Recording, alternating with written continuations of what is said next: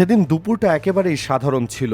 ইরানের একটি শহরের রাস্তায় মানুষজন যার যার কাজে ব্যস্ত। রোদ ঝকঝক করছে মাথার ওপর। হঠাৎ কেউ একজন আকাশের দিকে আঙুল তুলে চেঁচিয়ে উঠল। তার গলার স্বরে একটা অদ্ভুত মিশন ছিল, ভয়, বিস্ময় আর একটু যেন কৌতূহল। মানুষজন তাকালো উপরে, যা দেখলো তাতে পায়ের তলার মাটি যেন একটু নড়ে উঠল। দিনের ফকফকা আলোয় আকাশ থেকে নেমে আসছে একটা জ্বলন্ত অগ্নিগোলক। তার পেছনে কালো ধোঁয়ার কুণ্ডলি পাক খাচ্ছে, যেন কোনো রাগী ড্রাগনের নিঃশ্বাস। সেটা না পাখি, না বিমান, না কোনো উল্কাপিণ্ড। কিন্তু তাহলে ওটা আসলে কি? মানুষ ভিড় জমাতে শুরু করলো। কেউ মোবাইলের ভিডিও করছে, কেউ ছেলে মেয়েদের ধরে পেছনে সরে যাচ্ছে, আবার কেউ কেউ এগিয়ে যাচ্ছে সেই পতনস্থলের দিকে, যেখানে ধোঁয়া আর ধুলোর মেঘ জমেছে। মাটিতে নামার পর ধোঁয়া একটু কমলো। তখন দেখা গেল একটা ভাঙাচোরা কাঠামো পড়ে আছে। সেটা আর কিছুই নয়, একটি ইসরায়েলি তৈরি হারমেস সিরিজের সামরিক ড্রোন। ইরানের সামরিক বাহিনী সেটাকে আকাশ থেকে ছিটকে ফেলেছে। কিন্তু গল্পটা এখানেই শেষ নয়, আসলে এখান থেকেই শুরু। গত কয়েকদিন ধরে ইরান আর ইসরায়েলের মধ্যে যে উত্তেজনা চলছে তা নতুন কোনো মাত্রায় পৌঁছে গিয়েছে। এই সংঘাতের ষষ্ঠ দিনে এসে পরিস্থিতি এমন জায়গায় দাঁড়িয়েছে যেটা হয়তো ইসরায়েল বা তার মিত্র আমেরিকা কেউ আন্দাজ করতে পারেনি। ইসরায়েল ভেবেছিল তাদের অত্যাধুনিক ড্রোন প্রযুক্তি ইরানের আকাশে অবাধে ঘুরে বেড়াবে। ইরানের প্রতিরক্ষা ব্যবস্থা তাদের ড্রোনের সামনে কাগজের দেয়ালের মতো ভেঙে পড়বে। ইরানের আকাশ হবে তাদের ড্রাগনের জন্য একটা স্বর্গ, যেখানে কোনো বাধা নেই, কোনো প্রতিশোধ নেই। কিন্তু বাস্তবে ঘটল সম্পূর্ণ উল্টো। ইরানের আকাশে ইসরায়েলি ড্রোনের জন্য স্বর্গ তো হয়নি, বরং তা হয়ে উঠেছে সাক্ষাৎ নরক। একের পর এক ইসরায়েলি ড্রোন ভূপাতিত হচ্ছে, কোনোটা জ্বলন্ত অবস্থায় মাটিতে আছড়ে পড়ছে, আবার কোনোটাকে সম্পূর্ণ অক্ষত অবস্থায় ইরান নিজেদের নিয়ন্ত্রণে নিয়ে নিচ্ছে। মানে ইসরায়েলের ড্রোন, ইসরায়েলের প্রযুক্তি, ইসরায়েলের গোপন মিশন সব এখন ইরানের হাতের মুঠোয়।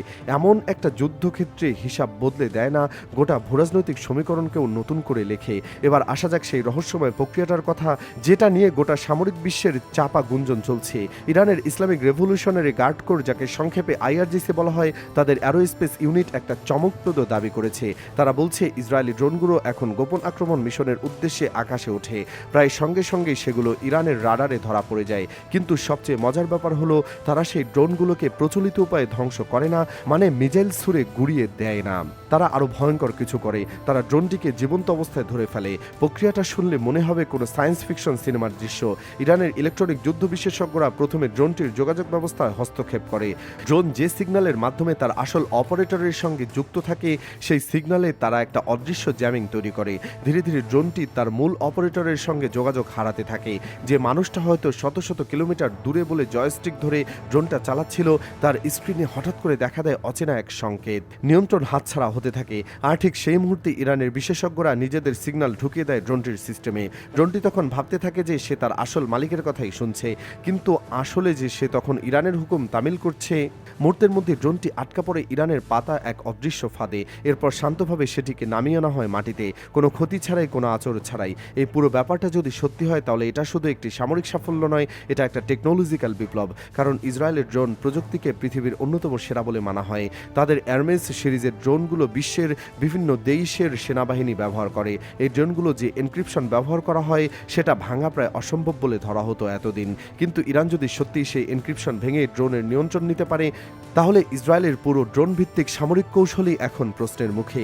এবার একটু বুঝে নেওয়া যাক এই আর্মেস ড্রোন আসলে কি জিনিস এবং কেন এটা এত গুরুত্বপূর্ণ। আর্মেস 90 হলো ইসরায়েলের এলবিট সিস্টেমস কোম্পানির তৈরি একটি মাঝারি উচ্চতার দীর্ঘ সহনশীল মানবহীন আকাশযান। সামরিক পরিভাষায় এটিকে বলা হয় MALE drone, medium altitude long endurance. এই ড্রোনের সবচেয়ে বড় বৈশিষ্ট্য হলো এটা অনেক লম্বা সময় ধরে আকাশে থাকতে পারে, ঘন্টার পর ঘন্টা একটানা উঠতে পারে কোনো বিরতি ছাড়াই। এতে লাগানো আছে অত্যন্ত উন্নত মানের ক্যামেরা এবং সেন্সরগুলো নিয়ে নিচের প্রতিটা নড়াচড়া মনিটর করা যায়। গোয়েন্দা তথ্য সংগ্রহের জন্য এটা একটা অমূল্য হাতিয়ার। শুধু তাই নয়, প্রয়োজনে এই ড্রোন ক্ষেপণাস্ত্র বহন করতে পারে। মানে এটা শুধু চোখ নয়, একটা উড়ন্ত অস্ত্র বটে। নজরদারি, গোয়েন্দা তথ্য সংগ্রহ এবং নিখুঁত আক্রমণ, তিনটা কাজই করতে পারে এই একটা যন্ত্র। এখন এই ড্রোনটা যখন অক্ষত অবস্থায় ইরানের হাতে চলে আসে, তখন কি হয় একবার ভাবুন। ইরানের অ্যারোস্পেস প্রকৌশলী আর ইলেকট্রনিক যুদ্ধ বিশেষজ্ঞরা এখন একটা সোনার খনি পেয়ে গেছে বলা যায়। তারা এই ড্রোনটাকে খুলে দেখতে পারবে ভেতরে কি কি উপাদান ব্যবহার করা হয়েছে, কম্পোজিট ম্যাটেরিয়ালগুলো কি, কোন ধরনের খাদ বা মিশ্র ধাতু দিয়ে তৈরি হয়েছে বডি, ইঞ্জিনের গঠন কেমন, জ্বালানি ব্যবস্থা কিভাবে কাজ করে, সবকিছু। তবে সবচেয়ে বেশি যেটা নিয়ে কাজ হবে বলে বিশেষজ্ঞরা ধারণা করছেন সেটা হলো ড্রোনটির সফটওয়্যার, ফ্লাইট কন্ট্রোল সিস্টেমের software, navigation algorithm, targeting system. এগুলো যদি ইরান ডিকোড করতে পারে তাহলে ইসরায়েলের গোটা ড্রোন ব্যবহারের দুর্বলতা তাদের সামনে খোলা বইয়ের মতো উন্মোচিত হয়ে যাবে। রিভার্স ইঞ্জিনিয়ারিংয়ের মাধ্যমে তারা জানতে পারবে অস্ত্রের টার্গেটিং সিস্টেম কীভাবে কাজ করে, কোন অ্যালগোরিদমের লক্ষ্যবস্তু চিহ্নিত করা হয়, কত দূর থেকে সেটা কাজ করে। এনক্রিপ্টেড ডেটা লিঙ্ক মানে ড্রোন তার অপারেটরের মধ্যে যে গোপন তথ্য আদান প্রদানের চ্যানেল সেটারও রহস্য ভেদ করতে পারবে তারা। আর যদি পারে তাহলে ভবিষ্যতে শুধু একটা দুটো নয়, চাইলে শত শত ইসরায়েলি ড্রোনকে একই কায়দায় নিয়ন্ত্রণে নিতে পারবে ইরান। এই ব্যাপারটাকে সামরিক বিশ্লেষকরা দেখছেন ইরানের জন্য একটি বিরল গোয়েন্দা ও প্রযুক্তিগত অর্জন হিসেবে। যুদ্ধের ইতিহাসে প্রতিপক্ষের অস্ত্র অক্ষত অবস্থায় হস্তগত করা সবসময় একটা বিশাল ব্যাপার। দ্বিতীয় বিশ্বযুদ্ধের এনিগমা কোড ভাঙার যে গল্প সেটাও কিন্তু মূলত প্রতিপক্ষের প্রযুক্তি হাতে পাওয়ার গল্প। ইরান একটু ভিন্ন মাত্রায় সেই একই কাজ করছে বলে অনেকেই মনে করছেন। আইআরজিসি আরও একটা তথ্য দিয়েছে যেটা উড়িয়ে দেওয়ার মতো নয়। তাদের দাবি চলমান সংঘাতে এখন পর্যন্ত 35টি মার্কিন ও ইসরায়েলি ড্রোন ভূপাতিত করেছে তারা। 35টি সংখ্যাটা একবার মাথায় নিন। প্রতিটি ড্রোনের দাম কোটি কোটি ডলার। প্রতিটি ড্রোনের ভেতরে আছে বছরের পর বছর গবেষণায় তৈরি প্রযুক্তি, আর এগুলো একটার পর একটা মাটিতে আছড়ে পড়ছে কিংবা ইরানের নিয়ন্ত্রণে চলে যাচ্ছে। এটা যদি সত্যি হয়ে থাকে তাহলে ইসরায়েল আর আমেরিকার জন্য এটা শুধু সামরিক ক্ষতি নয়, এটা একটা কৌশলগত বিপর্যয়। ইসরায়েলকে কোণঠাসা করার যে মিশন নিয়ে আমেরিকা আর ইসরায়েল একসঙ্গে কাজ করছিল, সেই মিশনে এখন যে ঠান্ডা জল ঢেলে দিয়েছে আয়াতুল্লাহ খামেনির যোদ্ধারা। ইরানকে ঘিরে ধরা, চাপে ফেলা, প্রযুক্তিগতভাবে পিছিয়ে দেওয়া, এই যে বড় পরিকল্পনা ছিল সেটা এখন নতুন করে ভাবতে হচ্ছে তেল আবিব আর ওয়াশিংটনকে। কারণ ইরান দেখিয়ে দিচ্ছে যে তারা শুধু প্রতিরক্ষাই নেই, তারা প্রতি আক্রমণেরও সক্ষম। এই আক্রমণটি ক্ষেপণাস্ত্র দিয়ে নয়, ইলেকট্রনিক যুদ্ধের অদৃশ্য অস্ত্র দিয়ে। এখানে একটা কথা না বললেই নয়, ইরানের এই সক্ষমতা কিন্তু রাতারাতি তৈরি হয়নি। দীর্ঘ সময় ধরে পশ্চিমা নিষেধাজ্ঞার চাপে থেকে ইরান নিজস্ব প্রযুক্তিতে উন্নয়নে জোর দিয়েছে, বাইরে থেকে কিনতে পারেনি বলে নিজেরাই তৈরি করেছে। আর এই জোর জবরদস্তিতে তৈরি হওয়া প্রযুক্তি এখন তাদের সবচেয়ে বড় অস্ত্র হয়ে দাঁড়িয়েছে। ইলেকট্রনিক ওয়ারফেয়ার বা ইলেকট্রনিক যুদ্ধের ক্ষেত্রে ইরান যে কতটা এগিয়ে গেছে সেটা এখন এই ঘটনাগুলো স্পষ্টভাবে জানান দিচ্ছে। এদিকে পুরো পরিস্থিতি মধ্যপ্রাচ্যের ভবিষ্যৎ সংঘাতের চেহারাটাও বদলে দিতে যাচ্ছে। এতদিন যুদ্ধ মানে ছিল ট্যাঙ্কের গর্জন, যুদ্ধবিমানের বিকট শব্দ, ক্ষেপণাস্ত্রের আগুন আর বোমার ধ্বংসলীলা। কিন্তু ইরান আর ইসরায়েলের মধ্যে এখন যে লড়াই চলছে সেটা সম্পূর্ণ অন্য ধরনের। এটা নীরব প্রযুক্তির লড়াই। এখানে গোলাগুলির শব্দ নেই, বিস্ফোরণের ধোঁয়া নেই। আছে ইলেকট্রনিক সিগন্যালের অদৃশ্য যুদ্ধ, আছে সাইবার হামলা আর পাল্টা প্রতিরোধ, আছে রাডার জ্যামার আর ডিকোডারের নিঃশব্দ লড়াই। এই লড়াই দেখিয়ে দিচ্ছে যে ভবিষ্যৎ যুদ্ধ আর শুধু ক্ষেপণাস্ত্র আর বোমার গায়ের জোরে জেতা যাবে না। যে দেশ ইলেকট্রনিক যুদ্ধে এগিয়ে থাকবে সে দেশ প্রতিপক্ষের প্রযুক্তিকে নিজের নিয়ন্ত্রণে আনতে পারবে।